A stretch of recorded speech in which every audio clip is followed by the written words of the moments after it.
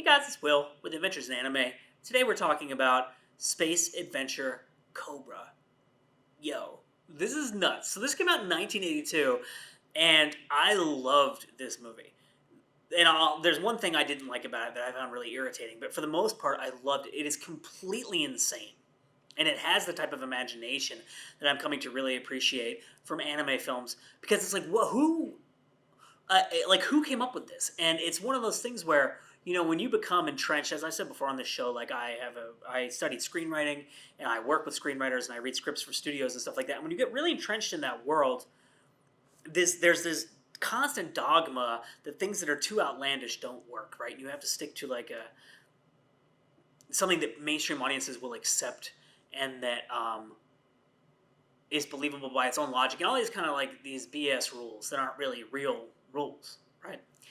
And holy potato, this show is completely insane. Like, it just throws all of that out the window. And there's like, it opens with this assassin woman killing this like weird priest witch doctor type guy she cuts his head off, but then his head is still alive and it comes after her later, and she's like punching the head and is trying to bite her face and it's flying. It's insane. The villain, who is amazing, he's like, his skeleton is made out of metal and his skin is clear and it's porous, so like people shoot him and the rays pass through his body, so like he's really hard to kill and he's really evil and he's a really good villain. And the kind of central premise of the show or the movie is that there's these three sisters who are triplets who were originally one being, split into three. They're from a race that's rumored to have been extinct. They were born on a star that is actually a man-made star that can be steered like a spaceship. And they all, according to like the lore of their people, they all have to love the same man. And when they find that man, they will merge back into one person and can return to their star and take control of the spaceship. And there's a guy who kind of looks like a frog Buddha who flies around space in a bubble, who is a professor, who is the guardian of all the knowledge of the planet that these women come from. But then you have the protagonist, and this is the thing that I didn't really love about this. The protagonist is just kind of a douchebag, is the best way to put it. He's like an Indiana Jones, Harrison Ford, what's the Han Solo type, but he's like the more obnoxious, stupider version. He's almost like Star-Lord from Guardians of the Galaxy. He's just annoying. And these star women fall in love with him, and everyone is in awe of his amazing skills as like a space pirate, and he's like this legendary guy. And one thing that's cool about him is he has a psycho gun, and it's called a psycho gun, on his left arm, and he'll have like a hand, and then it'll turn into this gun, and he'll blow all this crap up.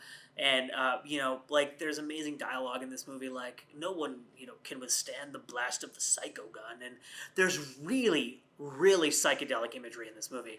Like, there's scenes where there's, like, half of a person, like, blown up to be giant, composed of, like, psychedelic colors and patterns floating through space this way, and half of the same person floating this way, and they, like, pass by each other while this crazy, psychedelic, almost like King Crimson-y music plays.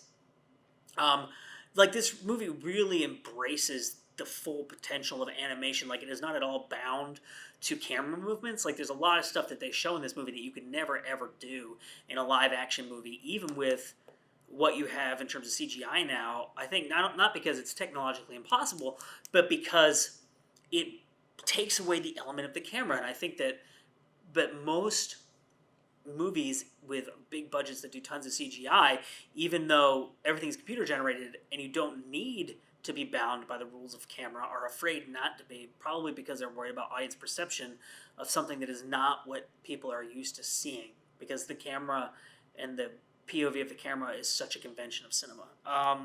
This is just a crazy movie. Like, again, it's an enormous world. It's really awesome. It's super psychedelic. I really enjoyed this movie. And I think it's the same director as Golgo 13, which we did another episode on, which I also really, really liked. Osamu Dezaki is his name.